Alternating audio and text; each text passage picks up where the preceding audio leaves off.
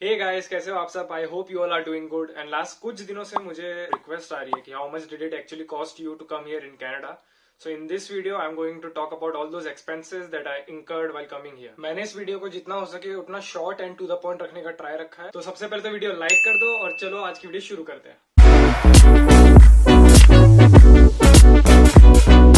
तो सबसे पहला जो खर्चा आता है दैट इज ऑफ आइल्स की कोचिंग का। तो आइल्स कोचिंग का खर्चा is anywhere between 5,000 to 15,000 rupees. In my case, I paid 7,500 rupees for IELTS coaching. मेरे केस में I didn't think that I needed IELTS coaching, but still to be on the safer side, मैंने IELTS की coaching ली to get familiar with the format of all the modules, that is the listening, reading, writing and speaking. Once I got familiarized with the format of the IELTS paper, classes join करने के around 1 week या 10 days में मैंने IELTS they the and I got 7.5 band. हर इंसान अलग है और सबकी अपनी अपनी स्पीड होती है सीखने की, so I won't recommend you कि आप कंपेयर करो दूसरों से कि इसने 10 दिन में दे दी, इसने 5 दिन में दे दी। आप जब फुल्ली प्रिपेयर्ड हो तभी आप दो आइल्स के एग्जाम। You can take the IELTS fees anywhere between 10,000 to 15,000 rupees. In my case the fees for IELTS was 13,500 rupees. So IELTS की कोचिंग और आइल्स की एप्लीकेशन फीस के बाद जो खर्चा आता है that is the application fee of the colleges. तो कनाडा में कॉलेजेस एनीवेयर बिटवीन $50 to $200 की एप्लीकेशन फीस लेते हैं। तो फॉर एग्जाम्पल अगर आपने 3 कॉलेजेस में अप्लाई किया और हर कॉलेज की फी $100 है, so it will cost you around $300 for application. Though there are a lot of universities and colleges जिनकी एप्लीकेशन फीस नहीं होती है तो वो आप फ्री में ही उधर अप्लाई कर सकते हो। तो आइल्स का क्राइटेरिया तो बहुत सारे लोगों को पता ही होगा कि if you are coming after 12th year और आपको एसडीएस के थ्रू अप्लाई करना है इधर, the criteria is 6 bands not less than 6 for 12 students.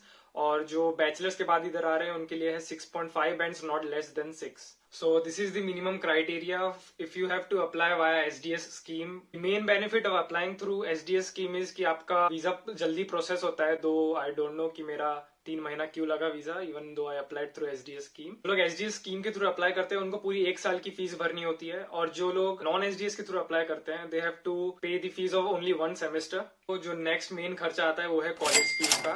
सो अगर आप डिप्लोमा में अप्लाई कर रहे हो तो college fees for 1 year will be anywhere around 8.5 to 10 lakh rupees. और अगर आप मास्टर्स के लिए अप्लाई कर रहे हो तो it can go up to as high as 60 lakh rupees. Next खर्चा आता है that is of GIC. GIC is guaranteed investment certificate. तो इन जीआईसी आपको minimum $10,000 that is around 6 lakh rupees का इन्वेस्टमेंट करना होता है in the Canadian banks before coming here in Canada. जब इधर आप आते हो पढ़ने के लिए तो आपको आके ही $2,000 मिलते हैं उसमें से, और जो बाकी के $8,000 है वो आपको अलग अलग इंस्टॉलमेंट्स में मिलते रहते हैं। इंडियन स्टूडेंट्स 2 बैंक्स में ही जीआईसी भर सकते हैं, Scotia bank and CIBC bank. For example मेरा सीआईबीसी बैंक में है, so I get $1,000 every 45 days and Scotia bank gives around $640-50 every month. CIBC bank has no fee for opening an account and Scotia bank का around $200 का फी आता है, charge होता है उनका। तो अगर हर महीने पैसे चाहिए या हर 45 डेज में पैसे चाहिए उसके हिसाब से आप अपना बैंक चूज करना। नेक्स्ट जो मेन खर्चा आता है that is of the medical fees. उसमें आपका blood test, urine test, height and weight measurement, eye test सब कुछ इंक्लूडेड होता है। तो that ranges between 5,000 to 10,000 rupees. मेरे केस में it costed me 6,500 rupees for the medical test. It differs from person to person. For example अगर आपको tattoo है तो आपको थोड़ा सा एक्स्ट्रा चार्ज लगेगा मेडिकल फीस का। फिर जब आपके पास ये जो सारी चीजें जो मैंने मेंशन की है that is the IELTS marksheet, college fees receipt, GIC receipt and result of the medical exam, ये सब आ जाता है। उसके बाद आपका मेन खर्चा आता है वीजा एप्लीकेशन फीस का। That is of $150 including the biometric fees which is around $85। तो ये सब थे वो मेन खर्चे जो आपको वीजा के लिए करने होते हैं, लेकिन इधर ही खर्चे खत्म नहीं होते हैं। इसके बाद भी आपको और खर्चे हैं जैसे कि flight ticket. It will range anywhere between 50,000 rupees to 1,50,000 rupees. In my case it costed me around 1,44,000 rupees. Flight की टिकट के बाद जो मेन खर्चा आता है that is of shopping. I spend around 1,20,000 rupees on shopping, लेकिन normally around 50,000 में आपका इनफ चीजें आ जाएंगी इधर आने के लिए काम की।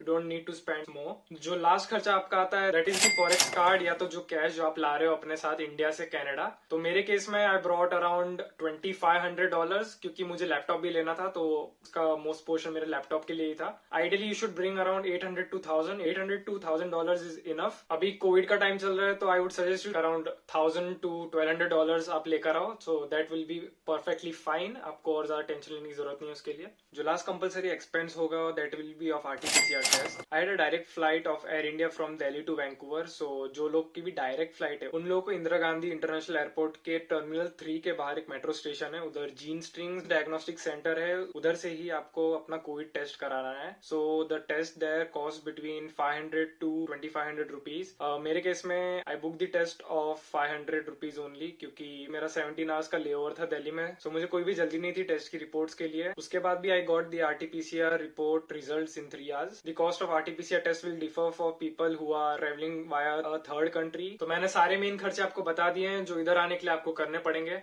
सो the minimum cost of coming to Canada is anywhere between 15 to 17 lakh rupees.